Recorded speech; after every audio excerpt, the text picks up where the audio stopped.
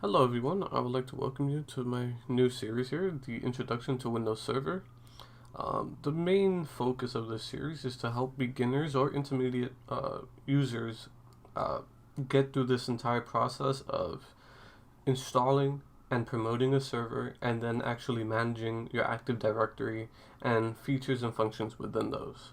So this first episode is really going to just focus on the installation of it and the promotion of the server. Right.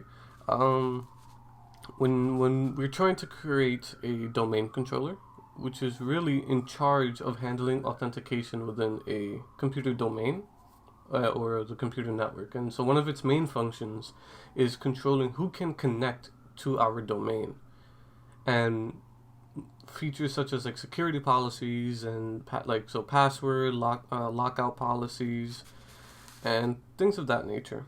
We're also going to try and, on a later episode, we're going to try and focus on just the Active Directory, right? So this first episode, we're just going to focus on the installation and the promotion process. The next episode, we're focused on an introduction to the Active Directory and the domain controller itself.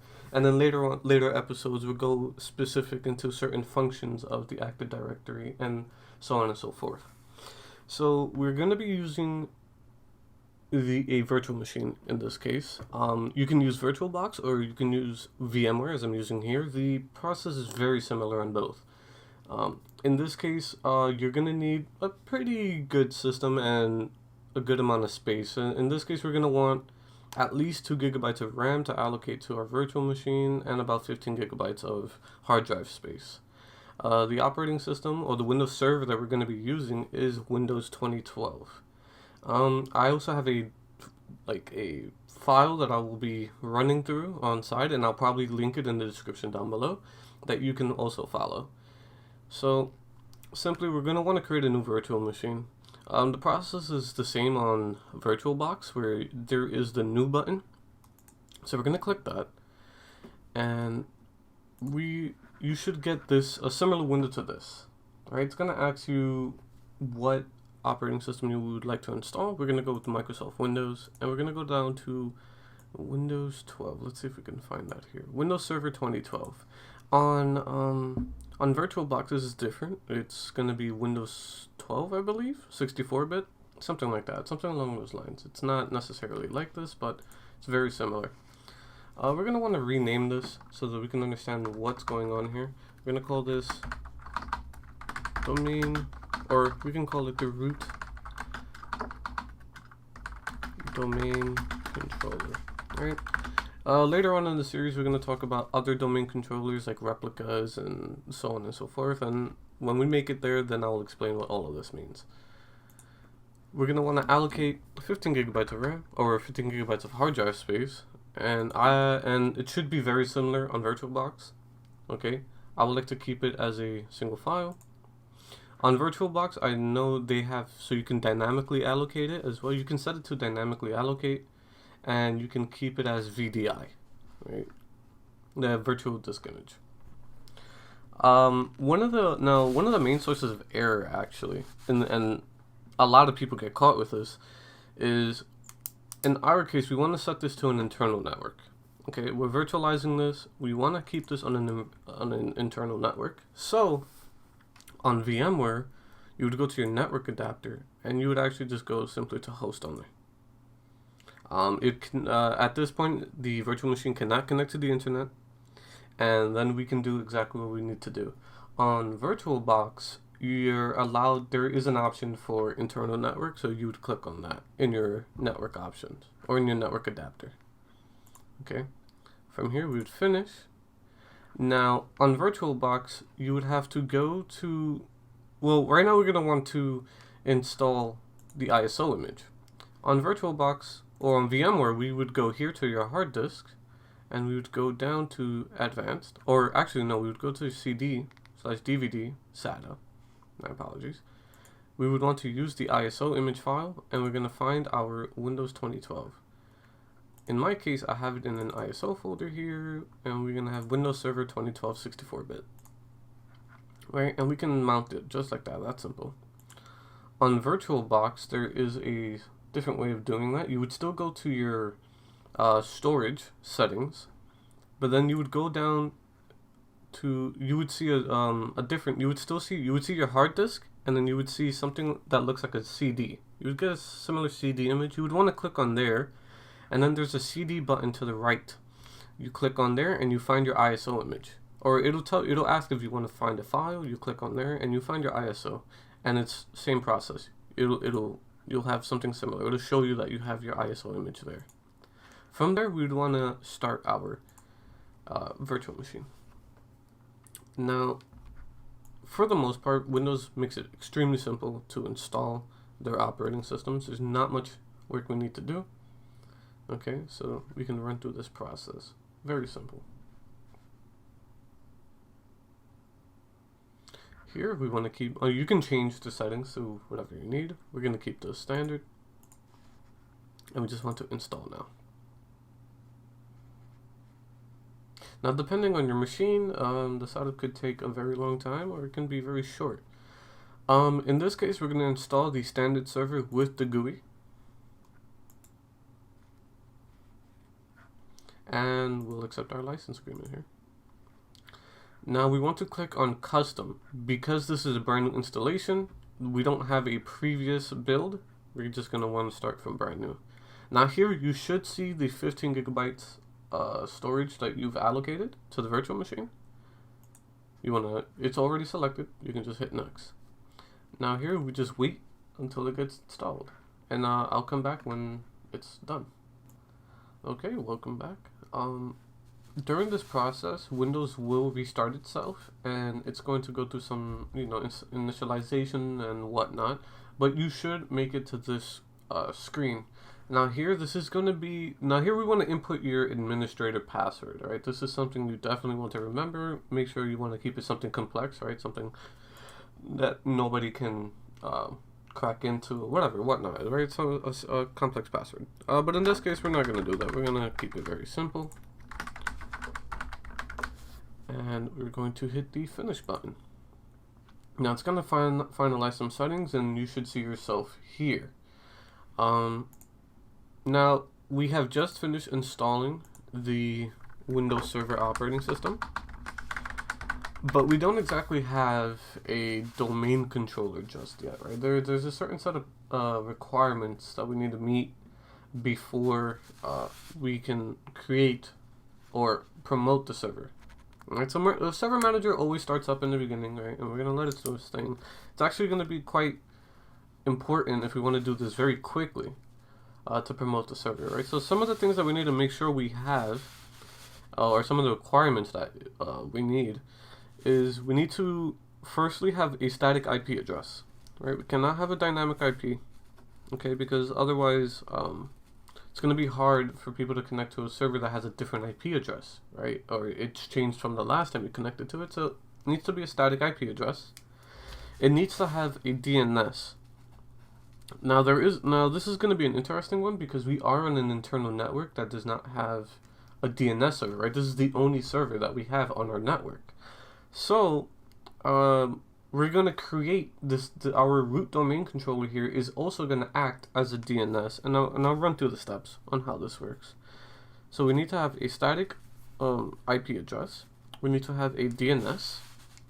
We also need to have a domain name, right? It's important that we have a fully qualified domain name. So in this case, we can call it the root domain controller, and I'll have all of this on the screen so you can see. And for the most part, and we also actually need we need to install the Active Directory services.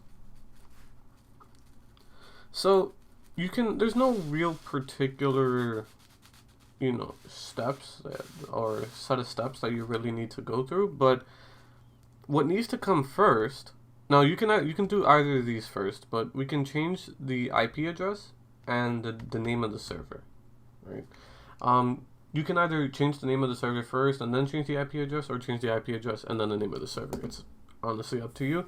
But usually what I do is I change the IP address first because it doesn't require me to restart the PC. and then I'll change the name, and then it'll restart, and then I can go straight into installing the Active Directory services. So we can hit the Windows Run button here, and we can simply do ncpa.cpl. This should bring up your network connections. We can right click. Let's go to our properties here. Let's go to IPv4 properties, and now we're going to want to input an IP address. So in this case, we can use this sample one, right? So we're going to have 192.168 space 25, and this will be the first one. All right, our subnet mask can stay the same. Just make sure you click on it so it'll appear. And now in our DNS, we're actually going to input our same IP address. That reason being, this server is going to become the DNS server, so it's only going to point to itself. You can also put 127.0.0.1. It's performing the same function. All right, we can click OK. We can close this. If you do want to check to see if it changed, we can always open up CMD. We can go to ipconfig, and we can see that our IP address has changed. If you want to check our DNS, we can go to ipconfig/all, and you'll see that our DNS is our IP address. So we have successfully changed the IP address of the server. Now we want to change the name.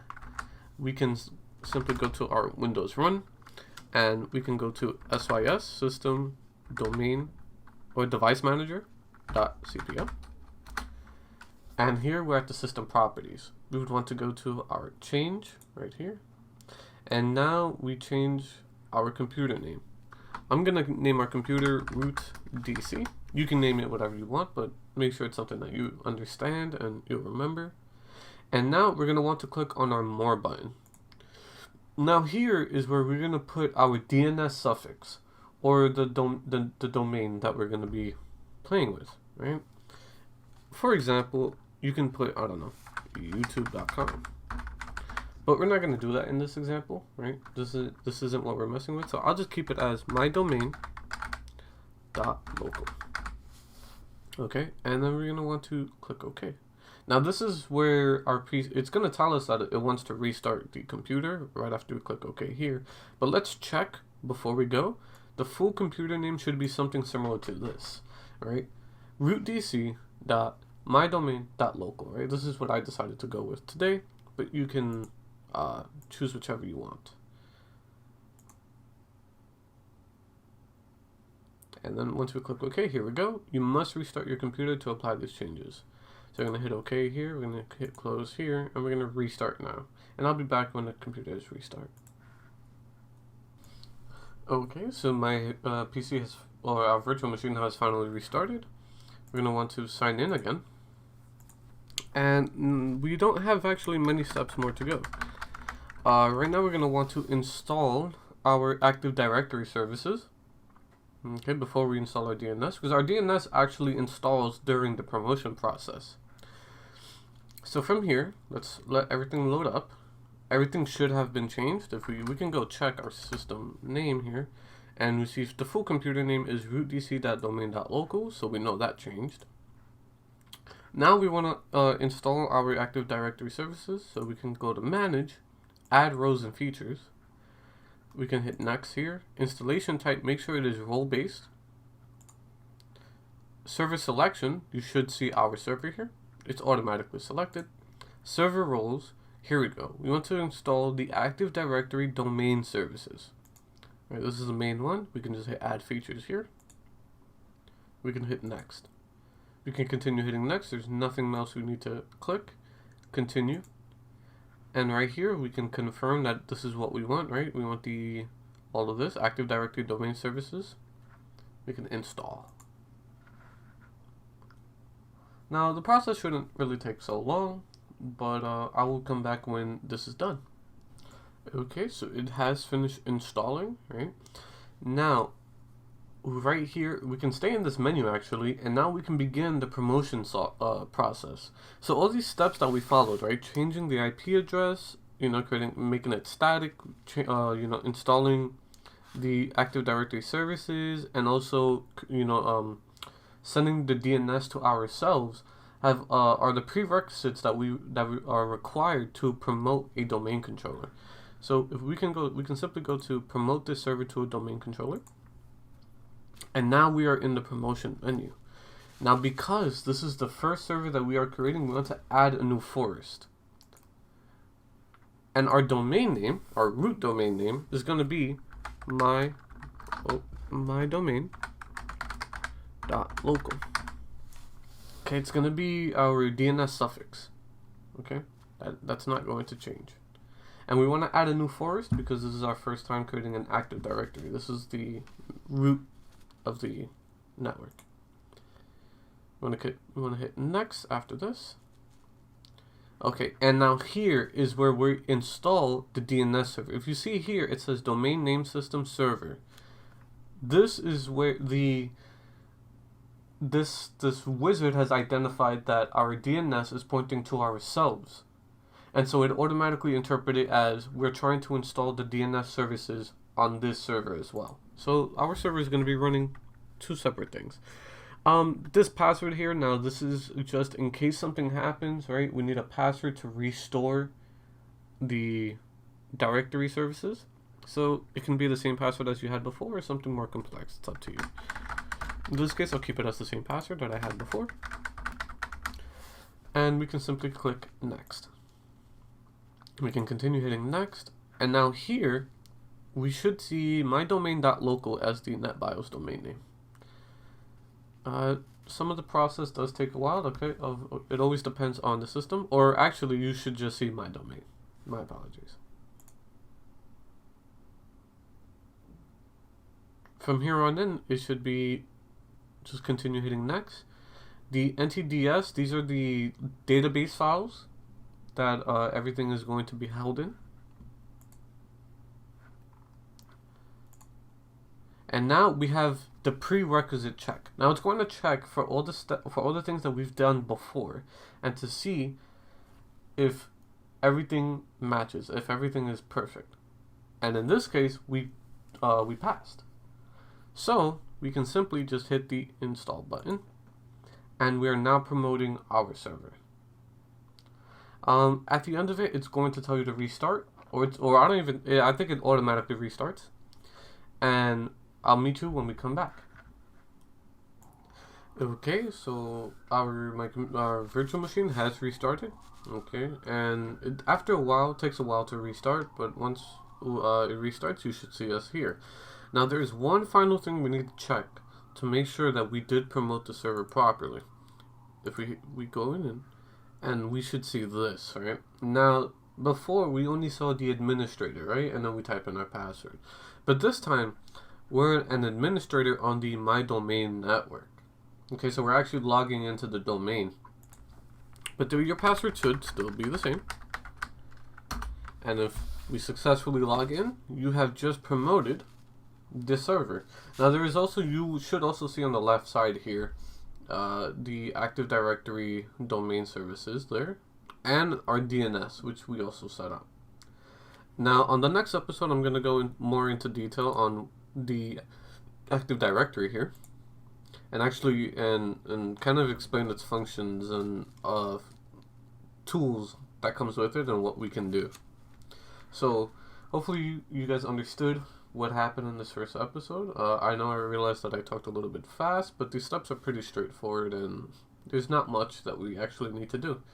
Okay, so I will see you guys in the next episode. Thank you.